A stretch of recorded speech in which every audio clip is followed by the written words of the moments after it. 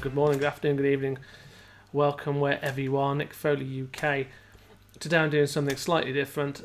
I was asked the other day what I thought of the Deep Purple 1974 California Jam. It's a video that I've watched many times, well before it became onto DVD. And I thought, well, maybe I'll set something up and see if there's any information I can impart, or at least be slightly entertaining doing it, and see how that goes. So here I am with a different angle, a different part of my studio. My trusty C3 knocking about microphone and the California Jam. Let's have a watch and see how we get on.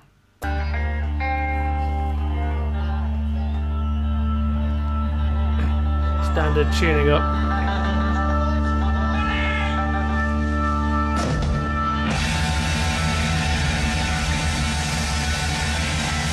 Making sure they're all in tune. I like that. The drone at the beginning. So make sure they've all got their hertz right with their Hammond and there's nothing weird going on. It's a great intro, isn't it? Hear that Maestro ring modulator there as well.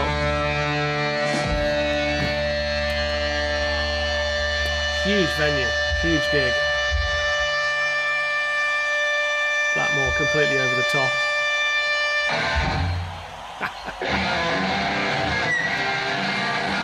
Well, I can see two Leslies for a starter. Those bass bins are absolutely insane, aren't they? But there's two Leslies there, and I know that the ones with the microphones on are behind John Lord.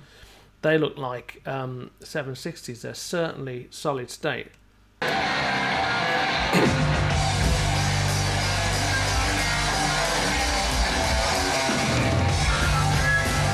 Love the angle mic.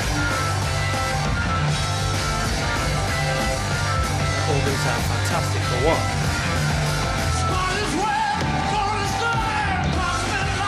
I think that's Christy McVie's. I think that's the one he bought off Christy McVie, I think. So at the time this was recorded, if it is hers, then that will be brand spanking new, that one.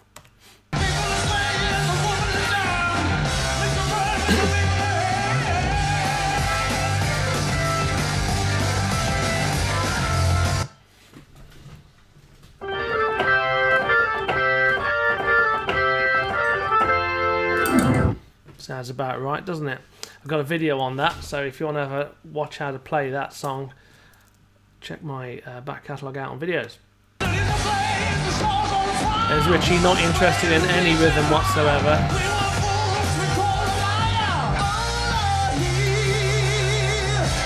Yes.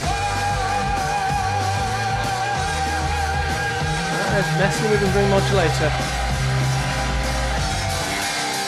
I've not noticed he put that on there before.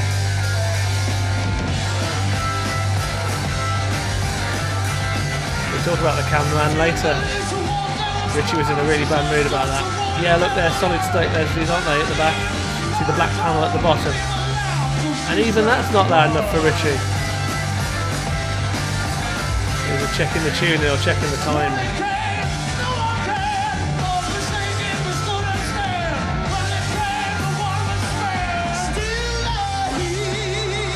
I went to see Glenn Hughes recently. I mean, literally a couple of weeks ago, and his voice is probably still as good as that. It's quite incredible how he's maintained his voice over the years.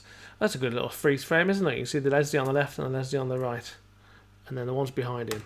I stand corrected. There is a microphone on that solid state Leslie, isn't there?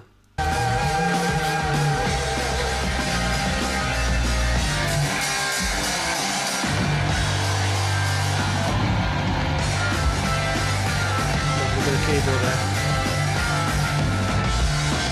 You know we had no time. We could not even talk. Oh, there's so much power and energy. I mean, can you imagine? What is it? 200,000 people turned up, and Richie's been locked in his caravan toilet, and they won't let him get out because he's waiting for the light to go down in order to get the best show with all the stage lights and what have you. And it was in his contract, so that's where he was completely allowed to do it, but they were breaking the door down trying to get in, so they finally hurried him onto the stage to do this, and he's pumped up with all of that attitude. I think it's fantastic. You know we Still got it, Glenn.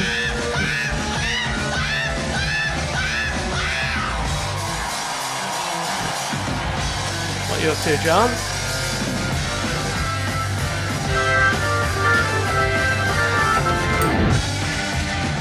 $1,000-mile-an-hour keyboard solo. Only about 3 chords in the background.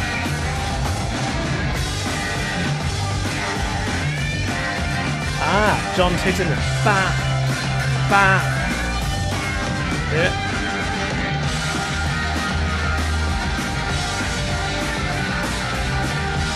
Ah, first look at the side angle. On the bottom, bottom manual.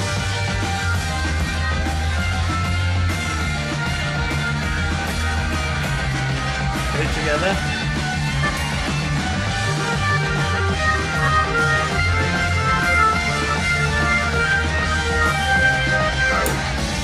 Lovely, so he's doubling up on that bit.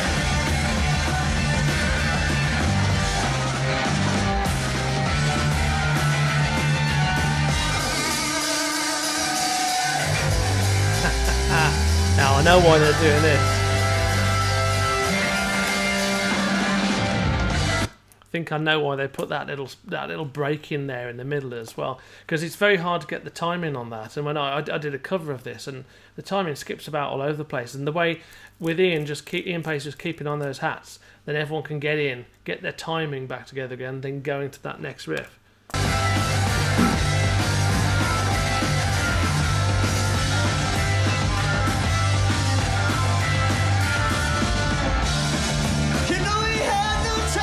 Straight to middle 8.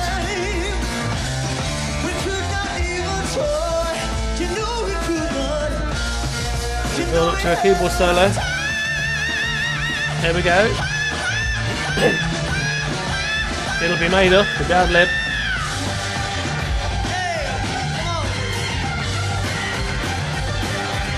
Well, the first thing we noticed that he's still starting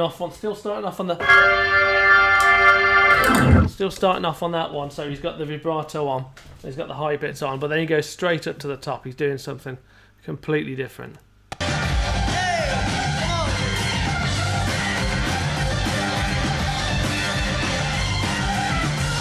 Nice. Rhythm. So you've got a Leslie mic'd up behind him as well. I wonder whether they're micing some Leslies for the monitors and some for the front of house, or whether they're just micing everything. But it's interesting that John's going for the triplets, the trills.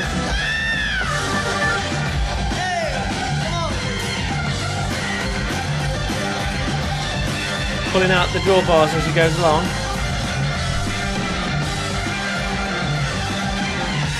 Got there. Beautiful. To this right set piece. Hit the reverb spring. Beautiful. Right, this is off the record.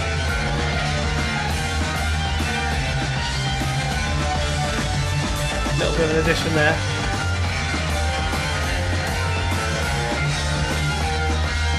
Glenn Still Show. Of course he is. And the drawbars are fully out by the end of the solo. Yeah, nearly, yeah. Switch the reverb on with left hand. Racket.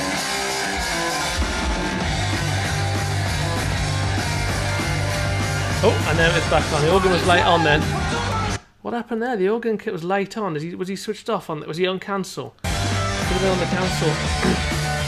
There goes the reverb.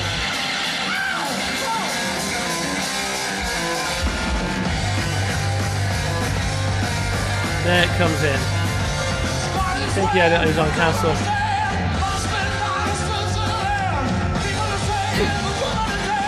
Wow, look at that. Just going dark.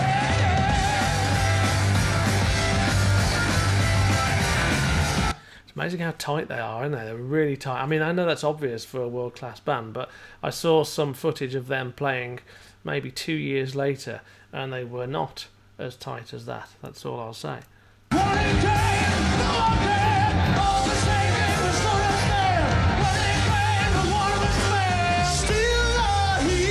Oh, Glenn's loud, isn't he? Nice classical tones.